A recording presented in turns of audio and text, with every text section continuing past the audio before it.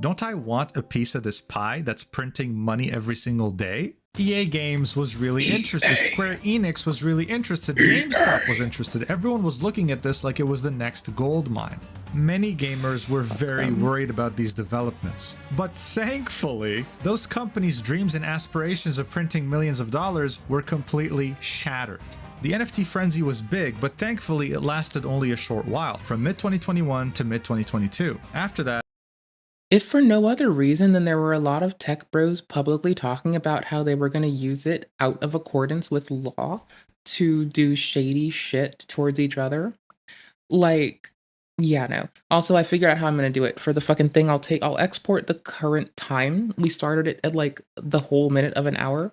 So I'll like take the whole log of shit we did and I will just like subtract the like initiation time from it. So like negative however many hours, like 17, 4, whatever the fuck it is, subtract the initiation, and then just increment up, and boom, done. Timestamps, got him. Easy. Easy peasy. That's how we do timestamps. Because we started at the first minute of the hour. So, fuck it. Got it. Done. We saved it. It could have been really bad. Alright? It's my first day with 3 hours of moderately accurate timestamps. I'm actually fucking cheesing over here. Biggest smile on the world. Like, look at this smile. It doesn't matter if I'm not emoting in a way that is appropriate or enough for you. It's hard work. This is a smile. This is a frown. Here is who's fucking your dad tonight. Come at me, bitch. Fuck with me. Try me. See what the fuck happens. Taking your dad, that's what's happening. Lovingly and peacefully. The market proceeded to crash dramatically, violently even, with tokens being worth up to 620,000 being down to $10. Since the crash, people have realized, well, yeah, maybe selling a PNG image on the blockchain was kind of dumb. I would say So the goal of it was to be able to actually digitally sign contracts, so when you go to like court, you could have your shit supplemented by like digitally signed contracts. Why is this beneficial? Because now legal attestation and statement of things, you can now, in this world where now you might need microsecond resolution on who files what, it allows you to say when it was filed in which court, right? So instead of saying we had to instead of it, what the current state of affairs is like sometimes people are fortunate and if they file at a court on the same day, but it all gets bunched up together, they might be able to say who came in first and try to give them some credence, but that isn't always done. And a lot of times court shit's just aggregated per day. It would be really nice if like you signing a thing for fucking immunity, for instance, came in a little like before there was a thing that was a like, you know, a sanctioned Splinter Cell tier fucking Fifth Freedom shit thing on you, right? You'd want them to be able to say, nope, you signed this, you're free first. And then that way fucking Tom Clancy's Splinter Cell Sam Fisher can't roll up and like boop boop. Hold on. Pew pew pew pew pew pew pew pew pew pew pew pew pew. It's like that, basically. So you'd want that to not happen to you. So you want contracts that can be cryptographically signed, and you can now state, at this number of milliseconds, this contract was signed. That way, when Sam Fisher comes on your goddamn door, he looks at his little PDA thingy, because it's 19 fuckballs fucking 02 over here, and he's like, oh, I can't fucking ice this motherfucker. Digitally signed contract said it's already done. Can't hide behind bureaucracy. I'm fucked. I gotta be legitsies. And then you're free. You walk away. You live. Right? That's a very hyperbolic example of the desired implementation of such a technology.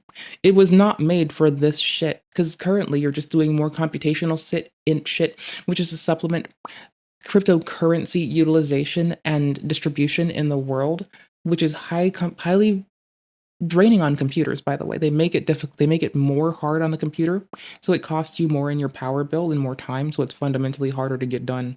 It's like computationally made to be harder, right? which is thwarted when there are large innovations in technologies like what NVIDIA is currently working on, that they will only be predominantly selling to companies who have a lot of money, which is arbitrarily large, networked at a hardware level aggregates of fucking GPU cores that can be assigned to whatever fucking workload you fucking want. The commander-in-chief really likes crypto, by the way. I don't know if you know that. Okay, cool. Anywho's, so it's really not, it was never designed it was designed by a person at a time when we thought that computation would scale in a predictable fashion.